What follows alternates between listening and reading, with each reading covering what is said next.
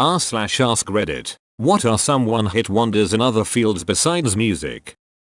In 1969, an unknown Australian male model named George Lazenby won the role of James Bond, probably the most famous and popular on-screen hero in the world at the time. Adjusted for inflation, Goldfinger and Thunderball had both grossed today's equivalent of over $1 billion, taking over from Sean Connery, then one of the biggest movie stars of all time, and starred in On Her Majesty's Secret Service, which many Bond fans still regard as one of the best films. He then turned down the contract to star in 7 more Bond films. Feeling the role was just a stepping stone to becoming an even bigger star, he proceeded to never get a single major role in another prominent film ever again.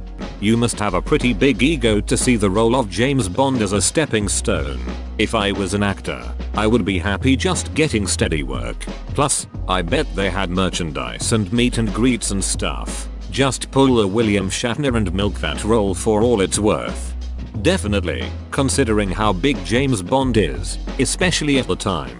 What else could be bigger and so steady? I think it was his manager who advised him not to do any more films, as he felt the spy genre would wear thin pretty soon. The guy still has a net worth of $100 million though.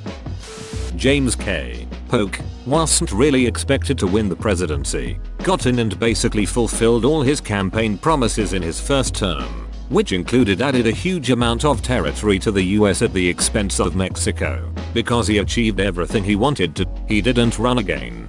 Is that a one-hit wonder or a badass that doesn't even need a second hit? Hard to tell, because he died 3 months after his presidency ended. Well, as I understand it, he campaigned on the platform of one term. He promised that he wanted change, not power, so he would not run for a second term and get all his shit done in the first 4 years. The political scene was also much different then. Harper Lee, who wrote To Kill a Mockingbird and essentially nothing else. Well, she wrote Go Set a Watchman too, but we don't talk about that. I still don't believe she ever meant for that book to be published.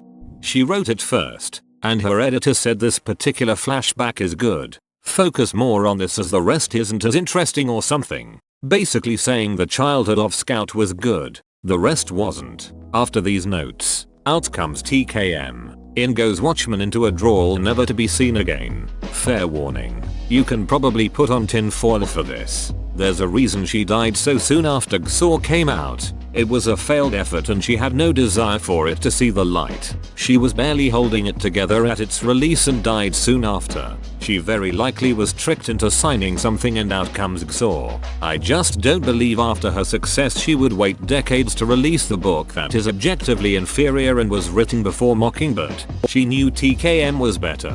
She knew Watchmen wasn't really good, even ignoring comparisons to TKM. And yet magically her failed novel releases less than a year before her death. Just no way. Buster Douglas, almost literally, was supposed to be a tomato can, but knocks Mike Tyson out for his first defeat. And this when Tyson was supposed to be at the top of his game. Then, nothing else. Really. First person I thought of, not many bigger upsets in boxing history, if any. What's a tomato can? A fighter that should be easy to beat. Peter Ostrum played Charlie in Willy Wonka and the Chocolate Factory, then left acting. Now he's a veterinarian near here. Good for him. I swear like 99% of child actors end up ducked up in some way. The Heimlich maneuver. Dr. Heimlich tried to invent a bunch of other maneuvers that didn't become nearly as popular, many of which were actually incredibly dangerous. For the record, nowadays the Red Cross recommends 5 hard slaps on the back if someone is choking, and only if that doesn't work should you resort to the Heimlich. Radiolab did a great episode on it where they talked to the doc himself. Timmy Smith, a running back for the Washington Redskins. He ran for 204 yards in Super Bowl 22. This is still the most ever rushing yards in a Super Bowl. Played 3 seasons and never had more than 470 yards rushing in a season, and after his career was arrested on cocaine distribution charges. But boy, that one game on the game's biggest stage. Not as egregious, but every Pats fan knows who Jonas Gray was. Signed off the practice squad. Ran 200 yards against the Colts. Showed up late for practice. Got benched for most of the rest of the season. And never played again. Belichick hates running backs. There has to be more to this story. Was he just never showing up to practice on time? My football one was gonna be David Tyree and the helmet catch. Over the course of his career, regular season and playoffs combined, he had 58 receptions, 697 yards, and 5 TDs. And yet he's the star of one of the most iconic plays in NFL history. Anastasia Miskina, 2004 French Open Grand Slam Women's Champion, never won another slam or reached another slam semifinal, retired 3 years later. Gaston Gaudio, 2004 French Open Grand Slam Men's Champion. He had never reached further than third round before the win and never reached further than third round after the win. Yik Yak, and then simultaneously ducked it up.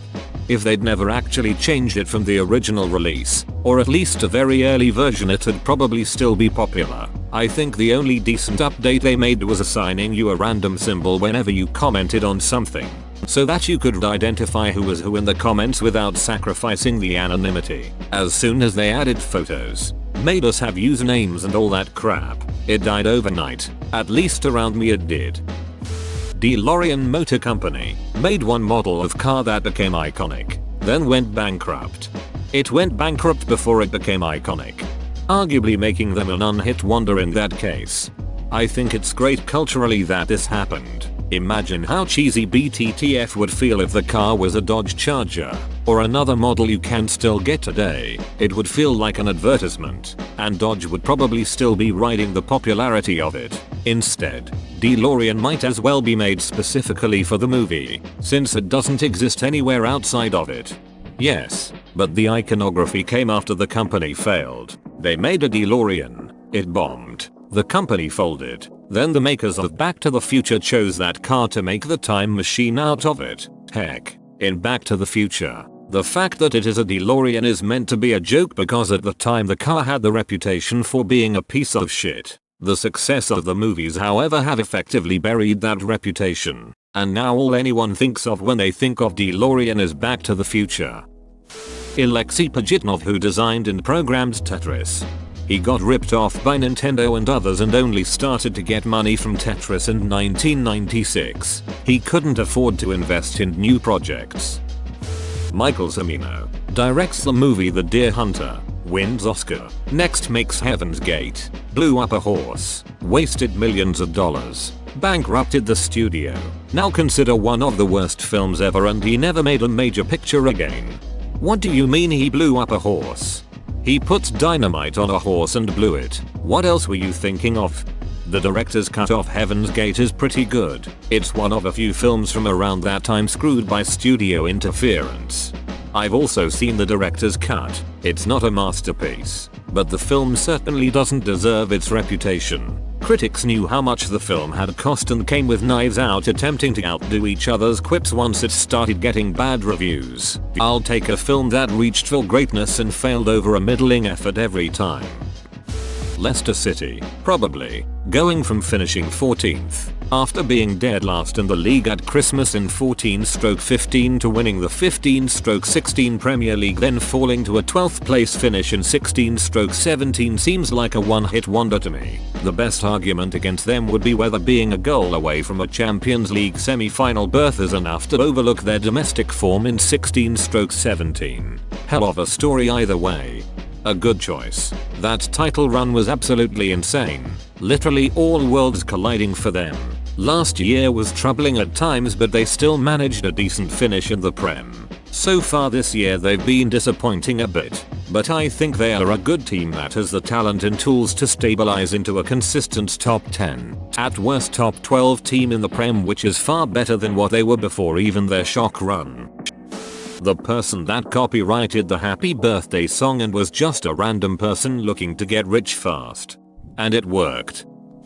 Alexander Ivanov, a painter who spent 20 years, almost his entire adult life after graduation, on the appearance of Christ before the people. Princip, the 19-year who assassinated the Archduke of Austria and started World War I. He died 3 years later in prison. But damn, what a legacy. Man, I'm 23 and I still haven't started a single world war. Richard Kelly, director of Donnie Darko. Eduardo Sanchez and Daniel Myrick, directors of the Blair Witch Project. I worked at a pawn shop that sold a shitload of movies back in '08. We had a very large selection of VHS tapes. One day the boss decided we weren't going to carry them anymore. They took up too much space and we didn't make very much profit off of them. So we stopped accepting them altogether and lowered the flat rate price from $1 each to $1 each. We sold them by the dozens for a few months until eventually we ended up with just 2 movies left but about 300 copies of each. They were Jurassic Park and the Blair Witch Project. A whole shelf packed 3 deep with just copies of these 2 movies. It took 2 years to sell them all for a nickel each. I can only assume it's because everyone already had Jurassic Park on DVD VHS. Eternal Darkness. Sanity's Requiem. Holy shit, what a good game. It's unique. To this day I have never played anything quite like it. I have all sorts of fun stories about getting my hands on a disc that worked, involving discs snapped in half and scotch taped together, toothpaste, and giving a GameStop clerk a really weird day, and it was duckin' worth it. The company sort of died. The creator turned out to be an egotistical a-hole. They tried to make a sort of sequel on Kickstarter and cokied it up, and we'll probably never see another game like it, but man, it was interesting. Was that the one on GameCube that took place over ages as different people through history got possessed by some demon? I had been trying to remember what the hell that was called. It had the insanity meter, and the game would start to mess with your mind when the meter filled. That was messed up. The best bit was when it faked a hard crash and reboot of the console. Then when it loaded back in, all your save games were gone. Then it flashed back into the game, right where you left off. As a fellow game developer, that level of commitment to trolling players really blew my mind. Most consoles wouldn't allow that through certification these days. Josh Trank directed Chronicle, a fun little found footage movie that got a lot of positive buzz. Then went on to direct the latest Fantastic Four movie, which was purportedly so terrible the studio had to try to salvage it into something barely watchable. Reports of his behavior on set sank a previously promising career. He lost his spot directing one of the Star Wars films coming up. Doubt we'll see much of him anymore. To be fair, apparently the other side of the story was that Trank's initial vision for F4 was to have a darker type of movie where the characters' mutations were done in a body horror Cronenberg type of style. But eventually, the studio got cold feet and intervened in order to make it more mainstream. The reports of his shitty on-set behavior do seem to be real, and if so it is inexcusable. But a Shollick director aside, it would have been interesting to see what all the noise was about. Even if the film turned out to be bad, at least it might have been different to the million cookie-cutter superhero movies we get every year. Takeuchi Naoko wrote the original Sailor Moon manga from 1991 to 1997, which became a massive international manga anime franchise, becoming one of the most recognizable manga anime of all time. She has written absolutely nothing of note since. Similarly, Watsuki Nobuhiro wrote the immensely popular Rurouni Kenshin from 1994 to 1999, and while he did produce a couple other manga that had at least some success, nothing compared to the scale of popularity that Rurouni Kenshin had. Russ Hanneman, the guy put radio on the internet. Next thing you know, he IPOs. Stock triples in a day and AOL gobbles it up. All of a sudden, he's 22 years young and worth 1.2 billion. Now a couple decades later, he's worth 1.4. You do the math. He made $200 million more than you in the last 20 years. The only good Starship Troopers is the first one. It's the only one directed by Paul Verhoeven, who is definitely not a one-hit wonder. Niantic and the first 3 weeks of Pokemon Go. S.E. Hinton is mostly known for The Outsiders, which he wrote in high school. Another recent example for books could be Christopher Paolini with the Airborne books. I feel like most teen novel franchise author can have this said about them though. Joseph Heller wrote Catch-22, which was an amazingly funny critique of war. Did eventually write a sequel but it wasn't well received. I remember hearing an anecdote about Heller. A friend noted that he hadn't written anything as good as Catch-22 since it came out. Heller replied, well, has anyone? Herman Melville is actually an interesting version of this. version because he was successful in his time with his pre-Moby Dong work. However, he became inspired by and potentially enamored with Nathaniel Hawthorne. Hawthorne challenged and pushed Melville on a literary front, and the result was Moby Dong, which was so ahead of its time that it essentially sunk Melville's career since it was such a drastic departure from his previous successful work. Even Hawthorne abandoned support and acknowledgement of Melville over time, which had to have burned. It wasn't until much later, after his death, that Moby Dong was recognized as a masterpiece, and it's really the only thing known by him widely, excepting of course Brattleby, the Scrivener, which had an awesome little film with Crispin Glover. So, historical one-hit wonder, even though he was successful in his time until the thing that made him more historically relevant. O.J. Simpson. He was awesome in Naked Gun but never made anything good after that. Sad. I heard that he dabbled in other activities. Scott Cawthon is essentially known for just Five Nights at Freddy's. Considering how he was borderline suicidal and working at a dollar store before making that game, I doubt he'd care if it was a one-hit wonder. The FNAF franchise turned out to be a huge hit, and he made a major name for himself. Unless he decides to get into filmmaking or something, I doubt there's much else he should try to do. The black guy from The Blind Side who played Michael. There was so much talk of him being the next big thing in Hollywood, but then he just up and disappeared. He was in an episode of Law and Order, SVU a year later. He disappeared largely because he can't act. Troy Duffy never did anything in film other than the two Boondock Saints movies. Gary Pratt, a bit niche for Reddit, but he's a cricketer who came into the field as a substitute for England at one of the pivotal moments of one of the best ever series of cricket, the 2005 Ashes. Somehow he got the Australian captain, Ricky Ponting, run out. He never even came close to playing for England as a proper player, and remains an obscure cult hero. Whoa, you made it to the end? You're a ducking beast. I'll cut you a deal. Smash like and subscribe for more curated content, bruh. It's free and that's a great price.